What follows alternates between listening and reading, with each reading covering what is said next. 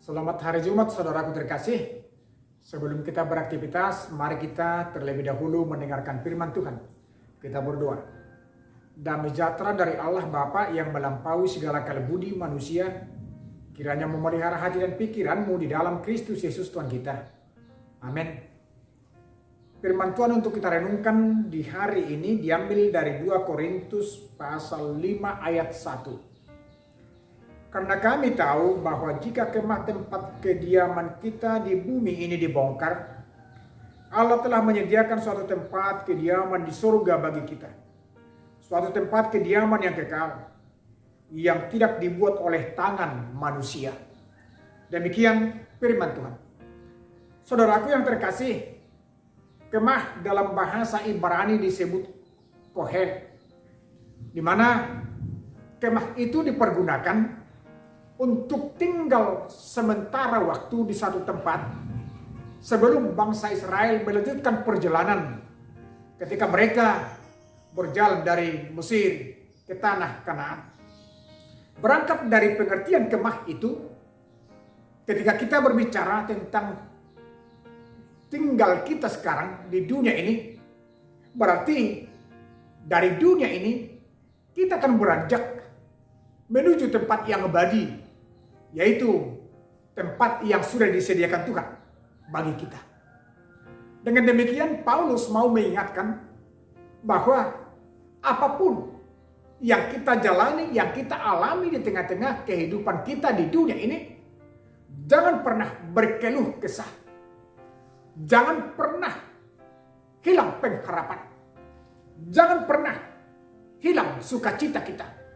Karena apa yang kita alami di dunia akan berimbang terbalik ketika kita nanti sudah memasuki keabadian di dalam kerajaan Allah.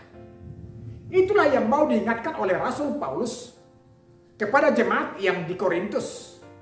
Karena pada intinya ketika kita berada di dunia ini, banyak hal-hal yang bisa membuat kita berproblem, bermasalah, bahkan menangis. Berkeluh kesah adalah diambil dari kata Yunani stenozomen yang artinya mengeluh. Dan mengeluh dalam konteks ini adalah ibarat seorang ibu yang merintih ketika dia mau melahirkan. Ketika dia mengalami penderitaan yang sangat mendalam. Sehingga ketika dia dalam merintih itu, orang bisa lupa akan sukacita yang mau dia terima di hari esok. Sehingga dia lupa untuk mensyukuri dan juga merasa memiliki hidup bersukacita di hadapan Tuhan. Ibarat seorang ibu yang mau melahirkan, dia hanya selalu mengingat sakitnya. Padahal ketika selesai melahirkan itu, dia akan menerima anugerah yang terindah, sukacita yang sangat besar ketika dia sudah melahirkan bayinya. Dia bisa tersenyum, dia bisa bersukacita, memeluk dan juga menikmati hidup bersama bayinya.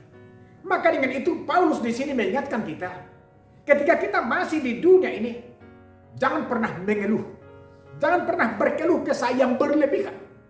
Karena orang yang sudah hidup di dalam pengharapannya, orang yang sudah hidup di dalam Tuhan Yesus Kristus, pengharapannya adalah tinggal bersama-sama dengan Kristus, yaitu di dalam keabadian di surga yang telah dijanjikan bagi kehidupan kita. Maka dengan itu saudaraku, tetapkan imanmu untuk hidup seturut dengan panggilannya dalam kehidupan kita masing-masing.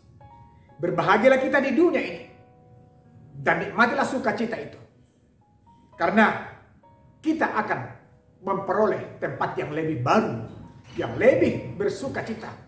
Karena kita akan berada di tempat yang tidak kita perbaiki, tetapi diperuntukkan Tuhan, dibuat oleh Tuhan menjadi tempat bagi orang-orang yang sudah percaya kepada Dia.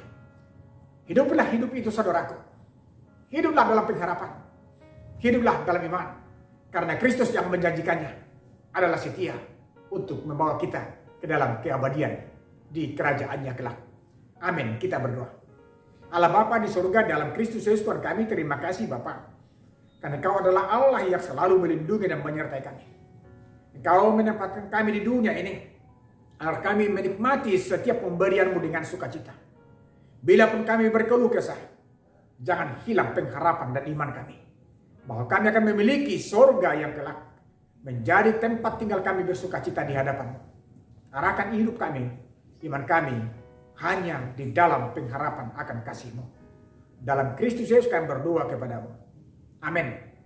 Selamat pagi, salam. Tuhan berkati kita. Horas.